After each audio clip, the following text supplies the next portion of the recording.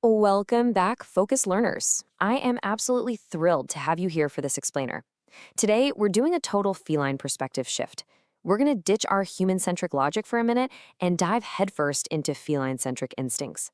If you've ever found yourself wondering why your cat does the weird, quirky things they do, well, get ready. We are about to decode the secret language of your favorite feline. So here's a heavy question to start us off. Are your good intentions secretly causing your cat stress? I know, nobody wants to hear that. You obviously love your cat.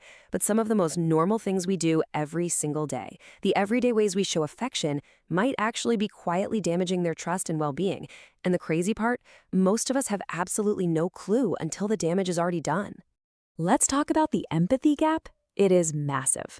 Under human logic, your intention is super clear. You think, hey, I'm cuddling and playing with you. It feels like love to us.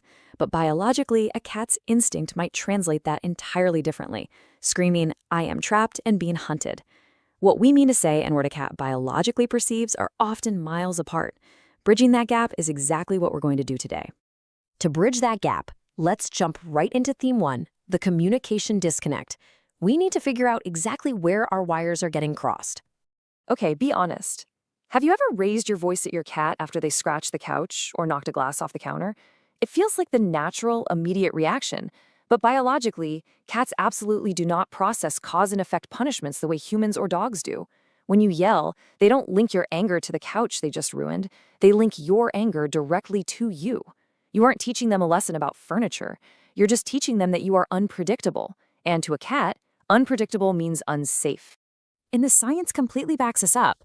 A 2021 study in the journal Animal Cognition found that cats exposed to raised voices actually developed long-term signs of stress and avoidance behavior. So when your cat starts hiding more, grooming obsessively, or just flinching when you walk by, they aren't just giving you attitude. That is a scientifically proven stress response. They've learned that being near you can feel genuinely threatening. Now, think about our playtime habits. Wiggling our fingers in front of a kitten is like the classic human-cat game, right? It's adorable.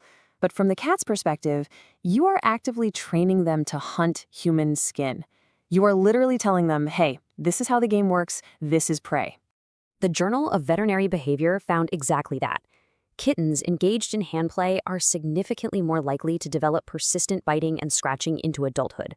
Once that predatory pattern is wired in, it is incredibly hard to undo.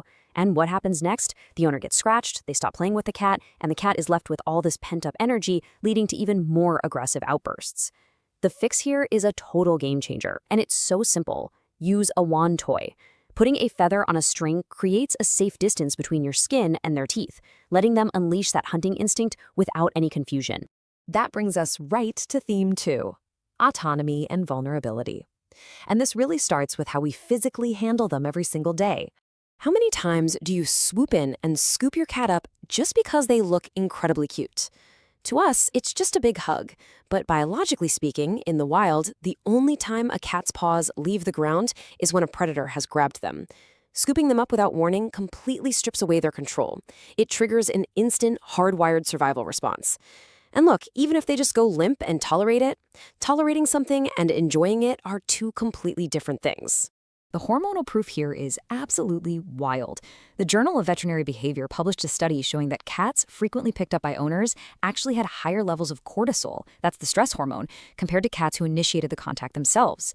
Every time you grab them for a forced cuddle, you might be quietly flooding their tiny bodies with stress. But don't worry, because the fix for this is wonderfully simple. Step 1, just sit down. Step 2, make yourself available. And step 3, wait for them to come to you. When you let a cat choose to close that distance, the bond you build is like 10 times stronger than anything you could ever force. Give them their autonomy, and I promise you will see the difference immediately. Okay, speaking of vulnerability, we've got to talk about the litter box. Most of us tuck it away in a dark basement, a cramped closet, or a hidden corner behind the washing machine.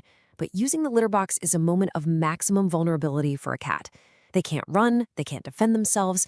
Placing a naturally hyper-alert animal in a trapped corner with only one way out, that forces them into a genuinely terrifying position. And it has real consequences. The Journal of Feline Medicine and Surgery notes that litter box location is actually one of the top 3 factors in feline elimination problems. When a cat starts avoiding the box, owners tend to get frustrated and punish them, thinking it's just behavioral rebellion. But it's not rebellion at all, it's fear. To fix this, just move the box to a low-traffic, open area where they have at least 2 ways out, so they never ever feel cornered.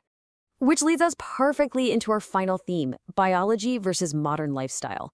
Let's look at how our human convenience directly clashes with their ancient needs. Let's start with diet.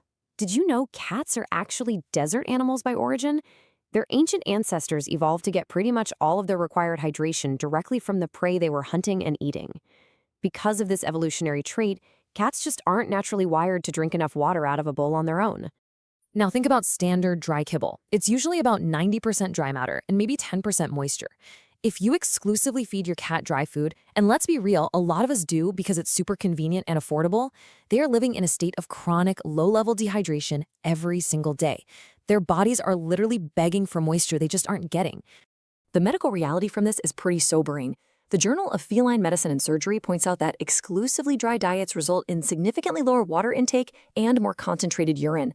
Over the years, this quietly turns into severe kidney disease and urinary crystals, which, by the way, are some of the most preventable health issues in cats. The simple solution? Add wet food to their diet. Options like Royal Canin are fantastic for top-tier nutrition. Or if you need a great budget-friendly alternative, Nulo is awesome. Adding that vital hydration can literally add years to your cat's life. Finally, let's look at the actual physical space inside your home. We humans, we love a clean, perfectly quiet, minimalist house. But a silent, tidy room actually feels like a prison to a cat.